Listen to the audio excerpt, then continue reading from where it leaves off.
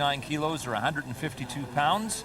Welterweight class, it's Sherzod Husanov of Uzbekistan against Lorenzo Aragon of Cuba.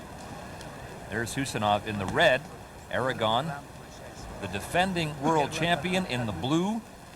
This is a rematch. Husanov and Aragon met in the semifinals in the 2001 World Championships in Belfast. Aragon won en route to winning one of Cuba's 7 gold medals in those championships. Boy, and Aragon is a fun guy to watch too. Your typical classic Cuban style boxer, boxes, punches, and is ready to work for four rounds. 2 minutes a round and right in there. Doesn't ask for any quarter, doesn't give any. Coach, he was tested on the way to this final. In his second fight at the championships, he faced the 2000 European champion Bülent Ulusoy of Turkey, and Aragon eked out a 1-point decision. It just goes to show you, I mean, these guys find a way to win. They just find a way to win, whether it's by 1 point, 5 points, 10 points, they find a way to win. The conditioning is beyond compare. I mean, they're able to go the four 2-minute rounds, and regardless, in every change that has existed in amateur boxing, whether we've gone from the traditional scoring to the computer scoring, when we went from 3-minute rounds to 5 2-minute rounds, back to 4 2-minute rounds, any way they do it, they find a way to win and they adapt to it. Now, you're quick to criticize me for the overuse of a phrase, but I don't know any other way to say it other than they are the state of the art in amateur boxing.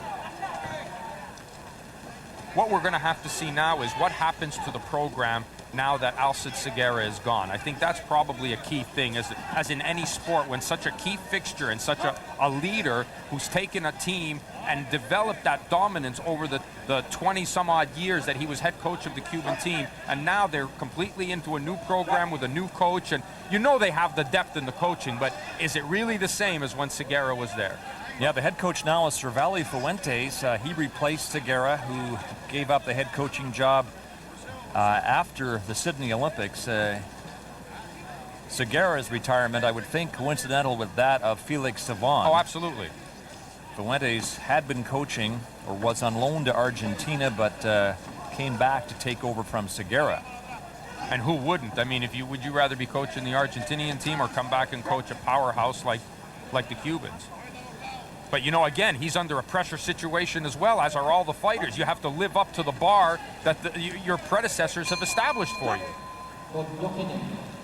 Aragon with the lead after 1 round of this welterweight final. Almost an afterthought. You know, we're seeing Aragon just work, controlling the tempo, and again, pitching a shutout. And pitching a shutout in an era where the judges are pressing the button. They're scoring blows, and he's still able to get away with a 6-0 lead. Not 12-6, not having a 6-point advantage, 6-0, which means in 2 minutes, Husanov didn't land a scoring blow that 3 judges saw.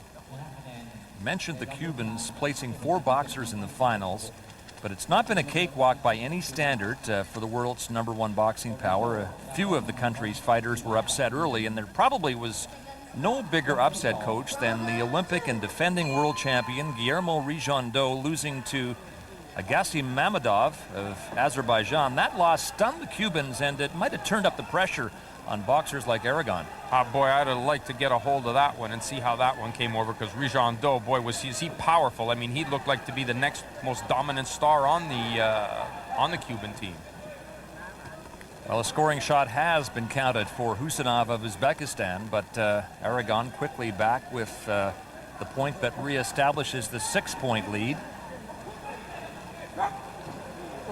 Aragon finished off the USA's only gold medal hopeful when he beat Andre Berto in the semifinals. Berto, the last remaining American in this tournament. In fact, Coach, 7 Americans lost their first fights in these worlds. Even if it wasn't entirely the A team for the USA here, that has to be counted as an enormous disappointment. I'm not sure about that. I'm going to wait and see what happens at the Pan American Games before I pass judgment on that. And I also want to wait before passing judgment on the Cuban performance here as well, because again, like I said at the outset, that the most important thing is the Pan American Games coming up, because they serve as the Olympic qualifier for North America. And I think that's where we're going to see what kind of position the US is in and what kind of team the Cubans are going to have going into that tournament, because they need to qualify. Oh, the Cubans don't have to qualify qualify for the Olympics, certainly you can rest assured that they're saving their best guys to meet up with the Americans at the Pan American Games. Although most of the Cuban names we recognize, this would appear to be, for the most part, their A team. Yeah, but I think, you know, for them, everything is an A team. You know, it doesn't really matter. They're going to show up and they're going to do well.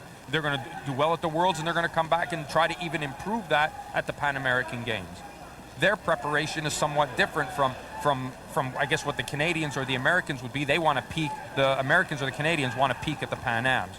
The Cubans seem to be peaking all the time. Well, back to this welterweight gold medal final. Aragon of Cuba in the blue. All business here is he's now got a 5-point lead. Husanov working his way back into this one, though. Able to get from going from not able to land a scoring blow in the first to getting 6 now. An uneventful road to the final for Husanov. His only real test was an 18-14 decision over his opponent from Kazakhstan in the quarterfinals. Second round comes to an end, and Aragon leading by 5. But again, you take a look at somebody like Husanov, you take a look at some of the other fighters. All these guys would have made up fighters on the Soviet team, and now here they are, each in their own right, performing at the top level, representing countries like Uzbekistan and Kazakhstan, and, you know, perform a fixture for years on the Cuban team, then over to Argentina, now back to Cuba. Round 3 underway. Husanov of Uzbekistan facing Aragon of Cuba. And Husanov with a lot of work to do against the Cuban, who is the defending world champion. As I mentioned earlier, these two met in the semifinals in Belfast, the last world championships. Aragon, the winner there, and in position to win this one. And look at the size of him as well. That decided height and reach advantage for Aragon. So obviously Husanov has no other choice but to try to get inside and get close. And when he does, Aragon's right there ready to put his shots together and mix it up between the body and the head. Very deep field in this class, and some great boxers failed to get to the medals, like former world champion Dorel Simeon of Romania and European champion Andrei Mishin of Russia. The one thing that the 4 2-minute rounds have done is it has brought parity back to the countries, because when it was at 3 3-minute rounds, the same powers, the same countries always dominated. And now it's given an opportunity for other fighters to win, and now the upsets happen. And that, I mean, it's not always evident, but you're giving a much better chance to some of the weaker countries. There was a time when you can pick who was going to win just based on what country they came from, and now that's not the case anymore. As is evident with, you know, the Thai fighters having somebody in the finals as well. And that's almost, you know, hasn't been seen since '96. Yeah, it was 3 3-minute rounds for many years. They tried 5 2s at one point, but seem to have settled now on 4 2-minute rounds.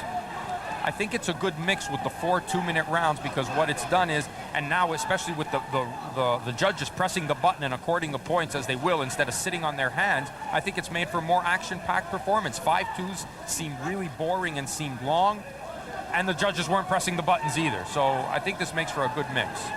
And time was, if you had a 2 or 3 point lead, you could get on your bike and survive a 2-minute round and maintain that lead, but now they're scoring a lot more, so they seem to have fixed that part of it. Yet you'll get the purists, myself included, who will still argue that 3 3s is the way to go, and that is the true test of a fighter, because that last minute makes all the difference in the world, and that's where the fighters like the Cubans and whatnot were able to dominate because of their superior conditioning. No room to cheat when you're fighting 3 3-minute rounds. Aragon maintains his lead now with 2 minutes of boxing to go for gold in the welterweight class.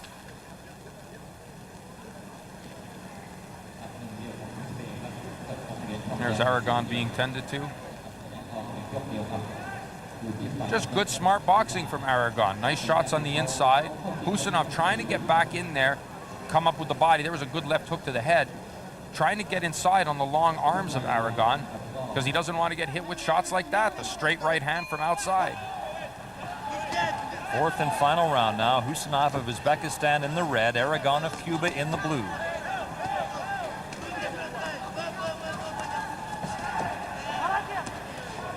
Aragon, the first Cuban we've seen in these world championships.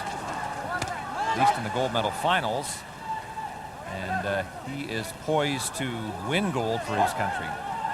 That 6 points seems to be the deciding margin between these two guys. That 6-0 lead that Aragon built up in the first round is the margin that the fight's been played on here going into the last round.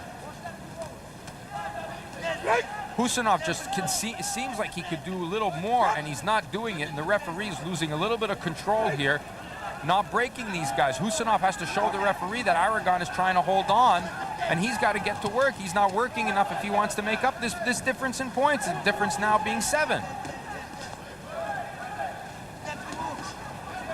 Husanov certainly not working like somebody who's trying to make up that deficit.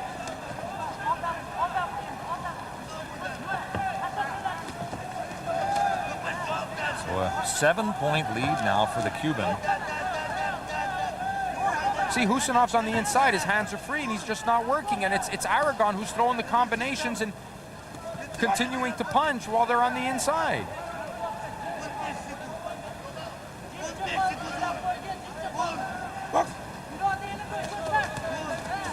Very business-like performance by Aragon, coach. And Husanov just disappointing in this last round. He looked like he was on his way to coming back. He kept the second and third rounds even. He needed to have a good fourth round here to at least try to get close, and he doesn't look to be fighting with any kind of desire that he wants to take that. He seems to be happy to settle for silver here. So far in the final round of this gold medal bout, the Uzbeki fighter Husanov has managed but 1 point, and that will not do it. I mean, he's just not working on the inside. Referees, lost control of this bout. And easy win for Aragon, as Husanov did nothing in that last round to try to win it. Nothing at all. So gold to Lorenzo Aragon of Cuba. He gets it on the decision. 17-9 the final count. Good straight right hands from the outside from Aragon, and Husanov just happy to stay out there and be on the receiving end. Husanov took the bronze in Belfast. He'll settle for silver in Bangkok, but Aragon will celebrate the gold.